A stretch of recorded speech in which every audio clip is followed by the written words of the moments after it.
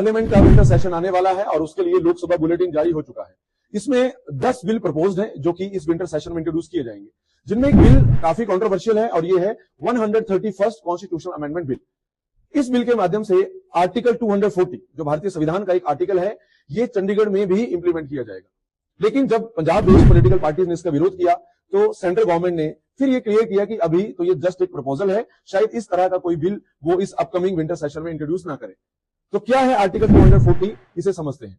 Normally एक union territory के लिए अगर कानून बनाना हो तो पार्लियामेंट वो कानून बना सकती है, प्रॉपर पार्लियामेंट प्रोसेस के तहत वो कानून बनाया जाता है। लेकिन आर्टिकल 240 प्रेसिडेंट को एम्पावर करता है कि यूटीज के केस में जो यूटीज इस आर्टिकल के अंडर होंगी, उन यूटीज के केस में पार्लियामेंट्री प्रोसेस को बाईपास करके डायरेक्टली प्रेसिडेंट रेगुलेशन बना सकते हैं।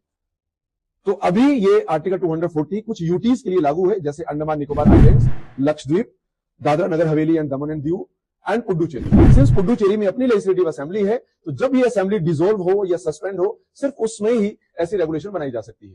तो अब शायद इसमें चंडीगढ़ भी आ सकता है। तो चंडीगढ़ अगर 240 आर्टिकल में आया तो फिर पार्लियामेंट्री प्रोसेस को बाईपास करके डायरेक्टली सेंट्रल गवर्नमेंट प्रेसिडेंट के नाम से वो रेगुलेशन बना सकते हैं। लेकिन पंजाब सरकार या पंजाब की जो पार्टीज हैं वो इसका विरोध करती हैं। वो नहीं चाहती हैं कि सेंटर का इस तरह से डायरेक्ट कंट्रोल चंडीगढ़ के ऊपर हो, और साथ में जो पंजाब के गवर्नर हैं वही चंडीगढ़ के भी एडमिनिस्ट्रेटर होते हैं। यही सेटअप है सिंस 1984।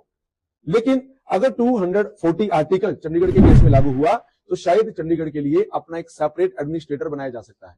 हालांकि सेंट्रल गवर्नमेंट ने ये क्लैरिफाई किया है कि इस तरह का एडमिनिस्ट्रेटिव चेंज नहीं किया जाएगा, ये तो बस उस पार्लियामेंट्री प्रोसेस को सिंपल बनाने के लिए है। टिल 1947 पंजाब की राजधानी लाहौर हुआ करती थी, लेकिन जैसे कि लाहौर पाकिस्तान रीजन में चला गया ड्यूरिंग पार्टीशन, तो पंजाब के लिए एक नई कैपिटल बनानी थी। कुछ में पंजाब के लिए कैपिटल शिमला रही और बाद में ऑफिशियली 1953 चंडीगढ़ राजधानी बनाई जाती है पंजाब स्टेट की, और 1966 तक चंडीगढ़ एक्सक्लूसिवली पंजाब की ही कैपिटल रही।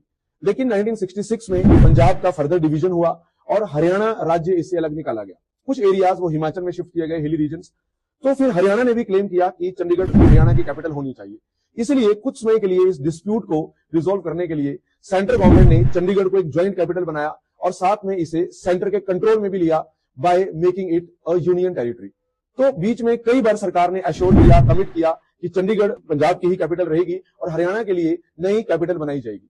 1985 में राजीव लोंगोवाल अकॉर्ड भी हुए और उसमें भी क्लियर था कि पंजाब की राजधानी चंडीगढ़ रहेगी और हरियाणा के लिए नई कैपिटल बनाई जाएगी। लेकिन कुछ समय के बाद जो हरचंद सिंह लोंगोवाल थे पंजाब के सीएम, उनका असैसिनेशन हो गया था, इसलिए ये अकॉर्ड कभी भी मटेरियलाइज नहीं